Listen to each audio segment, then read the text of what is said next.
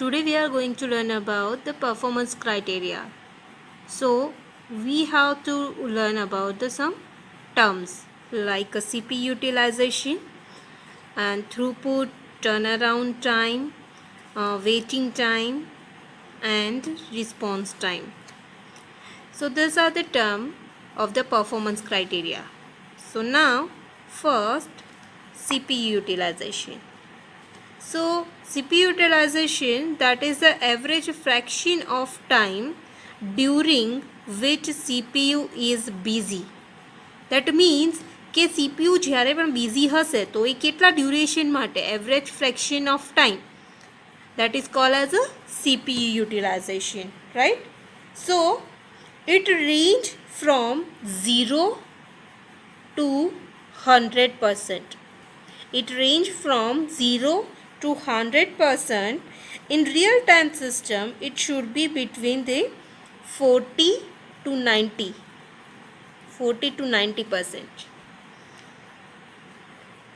So CPU should be remain busy as possible.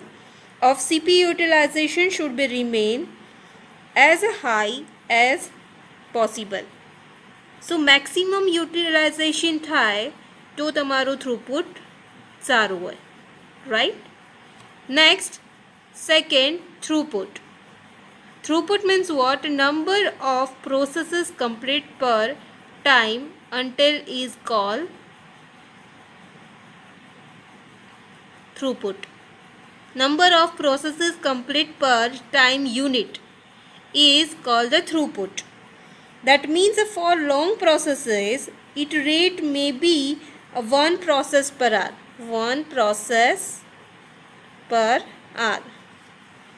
Right? For the shorter transactions, throughput might be 10 processes per second. 10 processes per second. जो short transactions होय तो 10 processes per second, and if long processes then it may rate like a 1 process per hour. એટલે 1 કલાકમાં 1 process complete થાય. Next, turnaround time. Turnaround time એટલે શું? Turnaround time, that is the time required to complete the execution of a process, is called turnaround time. એટલે શું કે turnaround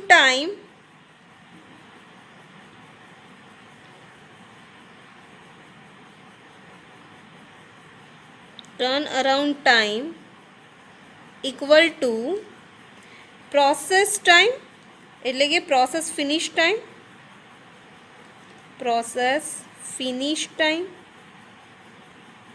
minus process arrival time.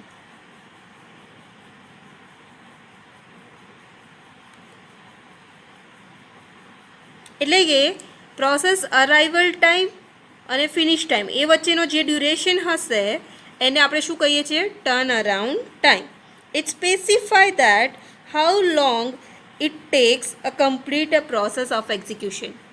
એટલે execution પૂરું થવા માટે જેટલો ટાઈમ ડ્યુરેશન જોઈએ છે that is called as a turnaround time. Simple આ ફોર્મ્યુલા તમારે યાદ રાખવી પડશે. આગળ શેડ્યુલિંગ અલ્ગોરિધમ્સમાં પણ તમને આ બહુ યુઝફુલ છે. turnaround time, that is equal to process finish time minus process arrival time, right? Usually એને આપણે TAT turnaround time કહીએ, right? Next, waiting time. Waiting time, that means what? It is a total time duration spent by a process waiting in a ready queue. That means what? Waiting time equal to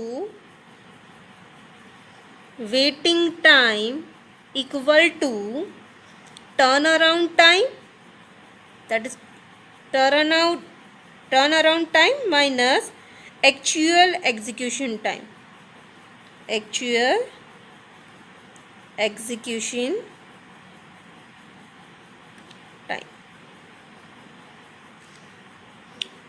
So waiting time ની formula શું છે? waiting time equal to turnaround time minus actual execution time. આનો જે difference છે that is called as a waiting time. Scheduling algorithm affect the time that process spend waiting time in the ready state. Ready સ્ટેટમાં જે પણ time એની duration waiting મોડમાં લીધો છે that is call as a waiting time. અને આપણે find કેવી રીતે કરીશું? તો waiting time equal to turn around time minus actual execution time.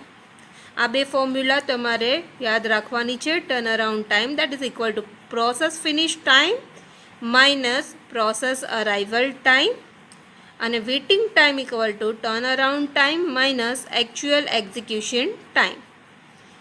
Next, response time. Response time means what? It is a time between issuing a command or request and getting output. એટલે તમે જ્યારે કોઈ command આપો છો અને એનું output મળે છે એ વચ્ચેનો જે ડ્યુરેશન છે that is called as a response time. Right? So it is more important in interactive system. User request should be served as quickly as possible, and here the user requests are given more priority command compared to the background system. So better performance of the system, CPU utilization and throughput should be maximized. આ બંને કેવા હોવા જોઈએ? Maximum હોવા જોઈએ. As per વી discuss, આપણે already discuss કર્યું છે કે સીપી યુટિલાઇઝેશન જેટલું મેક્સિમમ હોય એટલું પરફોર્મન્સ બેટર મળે.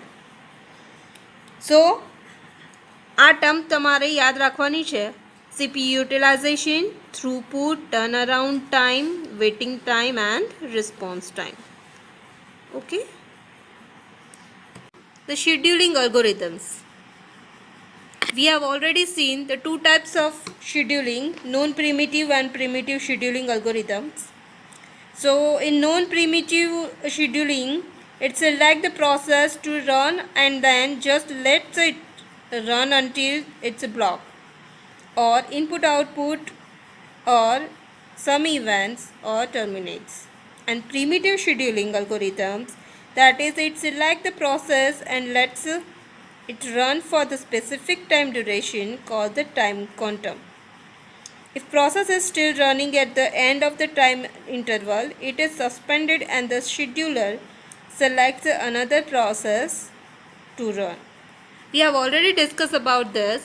So now the types of scheduling algorithms. Mainly there are 7 types of scheduling algorithms. First come first serve. That is called as the FCFS. FCFS. The next is shortest job first. That is called as the SJF. And shortest process next. So that is called as the SPN. These are both are the same. Confuse કરવા માટે એક્ઝામમાં કદાચ આવું પૂછે કે shortest process next explain કરો, તો બી આ છે shortest job first. Right. Next shortest remaining time next, that is called as SRTN. The next, priority based non-primitive scheduling, and next priority based primitive scheduling. The next, round robin scheduling, that is called as RR. And next, multi-level queue scheduling, that is called as MLQ. So these are the types of scheduling algorithms. Now FCFS, that is called as a first come first serve. Second, shortest job first, SJF. Shortest process next, SPN. Shortest remaining time next, SRTN. Priority based non-primitive scheduling, and priority based primitive scheduling, and the round robin scheduling, and the multi-queue scheduling. So these are the basic types of the scheduling algorithms. Right? We will discuss in later to the in detail. Okay, so these types are the basically most important, and you have to send in your syllabus the first come first serve, then second shortest job first, then third the shortest remaining time next, and round robin scheduling. This four type of scheduling algorithms you have to consider in your syllabus. Thank you.